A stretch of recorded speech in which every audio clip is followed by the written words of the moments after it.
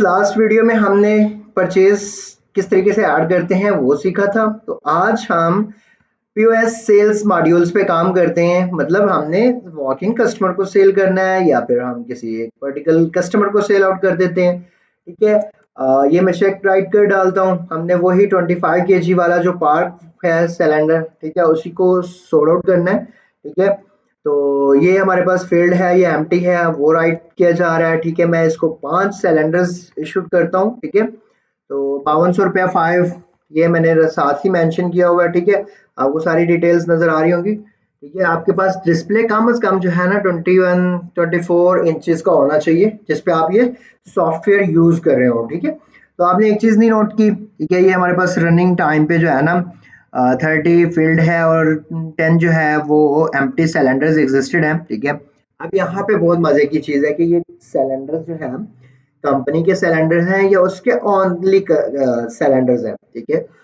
तो अगर तो कंपनी के हैं फिर हम उससे सिक्योरिटी डिपॉजिट भी लेंगे, चार्ज करेंगे, और अगर उसके अपने हैं तो हम यहाँ पे ऑन सिलेंडर राइट कर डालेंगे। ठीक है, तो ये चीज हो गई।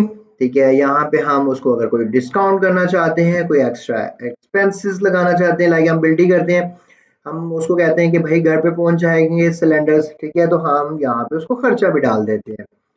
ठीक है, तो सिक्योरिटी डिपॉजिट्स, तो हमें अगर वो कोई ऑन टाइम पेमेंट पे कर देता है, ठीक है, तो वो भी हम ऐड कर सकते हैं। लाइक मैं कहता हूँ जी मुझे कुछ इस तरीके से जो वो 70,000 रुपीज भेज देता है, सेंड कर देता है वाया एज किसी भी अकाउंट में। ठीक है, तो मैं इसको सेव इनवाइस कर डालता हूँ। ठीक है, ये मैंने सेव की।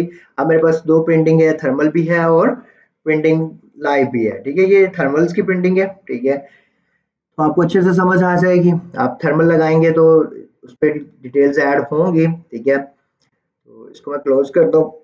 क्लोज करने के बाद अगर मैंने प्रीवियस सेल्स देखनी है तो यहाँ से मैं प्रीवियस सेल्स भी देख सकता हूँ। ठीक है, अब इसका हमारे अकाउंट्स पे, लेजर्स पे क्या इफेक्ट पड़ने वाला है जो हमने रिसेंटली अभी अभी सेल्स ऐड की हैं। ठीक है, तो वन थिंग्स के हमारे पास एक तो सेल्स बढ़ गई। ठीक है, नाउ टुडे सेल्स एक चीज। ठीक है, दूसरा हमारे पास सिलेंडर्स की amounts, look at this, inventories पे चले जाते हैं। ठीक है, तो हमने 5 सिलेंडर्स बेचे हैं तो पीछे कितने रह गए 25।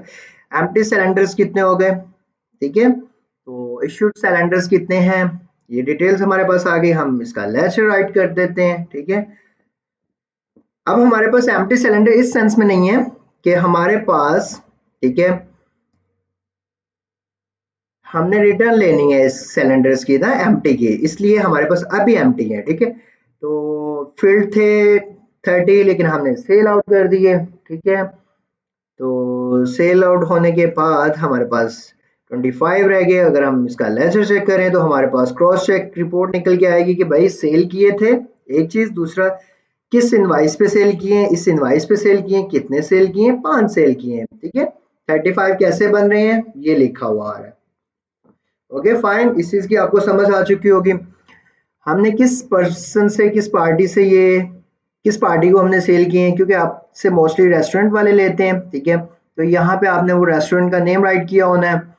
ठीक है, तो आपने उसको ओपन करना है। ठीक है, तो उसने हमें 70,000 रुपीज भी पे किए थे। ठीक है, तो उस पे एक मुकम्मल इनवाइस भी बन जाएगी। ठीक है, सेकेंडली हमारे पास उसकी क्रेडिट अमाउंट भी आ रही है। ठीक है, 72,100 रुपीज बन गए। ठीक है,